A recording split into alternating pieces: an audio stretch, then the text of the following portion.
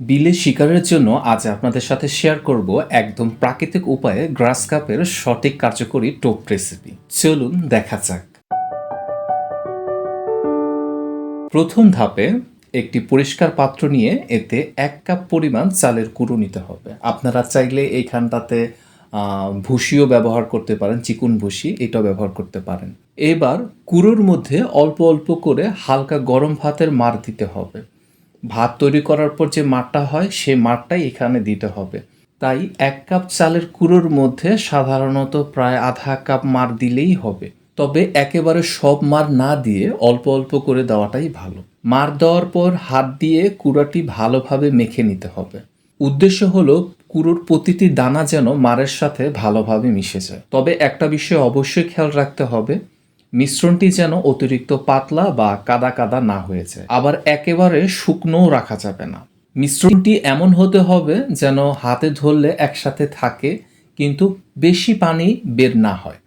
অর্থাৎ ভেজা ভেজা কিন্তু ঝরঝরে একটা অবস্থা রাখতে হবে। এই সঠিক আর্দ্রতাই পরবর্তী ধাপে কুড়াকে ভালোভাবে ফার্মেন্ট করতে সাহায্য করবে। কুড়া ভালোভাবে মাখানো হয়ে গেলে এবার একটি পরিষ্কার, শুকনো ও ঢাকনাযুক্ত পাত্র নিতে হবে। মাখানো কুড়াটি সেই পাত্রের মধ্যে ঢেলে দিয়ে উপরের যে অংশ সেটা হালকা করে চেপে সমান করে দিতে হবে। এরপর পাত্রের ঢাকনা ভালোভাবে বন্ধ করে দিতে হবে, যাতে বাহিরের বাতাস ও ময়লা সহজে ভেতরে ঢুকতে না পারে। এখন এই পাত্রটি উষ্ণ জায়গায় রেখে দিতে হবে। খুব বেশি গরম বা সরাসরি প্রচণ্ড রোদে রাখার একদম প্রয়োজন নেই, স্বাভাবিক উষ্ণ জায়গায় রাখলেই যথেষ্ট। তবে গরমের সময় সাধারণত 24 ঘন্টা থেকেই গুঁড়োর মধ্যে ফার্মেন্ট প্রক্রিয়া শুরু হতে থাকে। তাই শীতকালে আবহাওয়ার তাপমাত্রার ওপর কিছুটা কম বেশি হতে পারে, সেক্ষেত্রে আপনি 30 ঘন্টা রাখলেই হবে। 24 ঘন্টা পর, প্রায় 24 ঘন্টা পর পাত্রটি খুললে কুড়ার মধ্যে পরিবর্তন দেখতে পাবেন। আগের মতো শুকনো না থেকে কুড়াটি কিছুটা নরম ও স্যাঁতস্যাঁতে হয়ে যাবে। পাশাপাশি এতে একটি হালকা টক ও মিষ্টি ধরনের একটা গন্ধ হতে পারে। এই গন্ধটাই এই টোপের অন্যতম একটি বৈশিষ্ট্য। তবে খুব তীব্র পচা বা দুর্গন্ধ হলে সেটি ব্যবহার না করাই ভালো। ভালোভাবে ফার্মেন্ট হওয়া কুড়া সাধারণত টক মিষ্টি ধরনের গন্ধ থাকে, পচা বা নষ্ট হওয়ার মতো দুর্গন্ধ নয়। তাই গন্ধ যদি দুর্গন্ধ এবং তীব্র হয় তাইলে সেক্ষেত্রে এটা ব্যবহার না করাই ভালো। দ্বিতীয়ত ধাপে এবার নিতে হবে প্রায় 2 টেবিল চামচ পরিমাণ তাজা জলজ ঘাস। ঘাসগুলো ভালোভাবে পরিষ্কার করে ছোট ছোট করে কেটে বা বেটে নিতে হবে। এরপর এগুলো আগে থেকে প্রস্তুত করে রাখা চালের গুঁড়োর মিশ্রণের সঙ্গে ভালোভাবে মিশিয়ে নিতে হবে। জলজ ঘাসের ক্ষেত্রে নির্দিষ্ট কোনো একটি ঘাস ব্যবহার করতেই হবে এমন নয়। যে জলাশয়ে গ্রাস কাপ রয়েছে সেই জলাশয়ে যে ধরনের নরম জলজ ঘাস বেশি পাওয়া যায় এবং গ্রাস কাপ সাধারণত যে ঘাস বেশি খায় সেটি ব্যবহার করাই ভালো।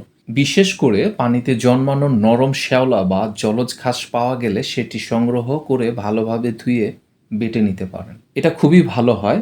আর যদি পুকুর, ডোবা বা বিলের গ্রাস কাপ থাকে তাহলে মাছটি সেখানে কোন ধরনের জলজ উদ্ভিদ বেশি খাচ্ছে সেটি লক্ষ্য করে সেই ঘাস ব্যবহার করলে এই টোপটির মধ্যেও একটি স্বাভাবিক খাবারের মতো তৈরি হবে তার অভ্যস্তের জায়গা থেকে।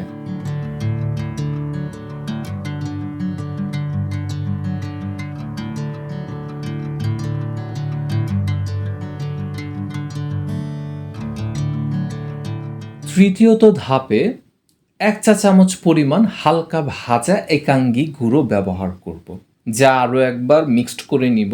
এই একাঙ্গি হলো মাছের অত্যন্ত প্রিয় একটি সুগন্ধি মশলা, যার কড়া ও মিষ্টি সুবাস পানির নিচে বহুদূর পর্যন্ত ছড়িয়ে পড়ে। অনেক শিকারী এই একাঙ্গিটা ব্যবহার করে থাকেন।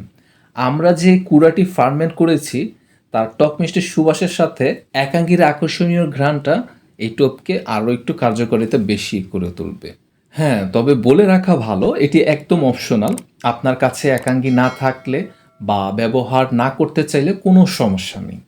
শুধু ফার্মেন্ট করা কুড়া আর তাজা ঘাস দিয়েও কিন্তু চমৎকার টোপ তৈরি হয়ে যাবে।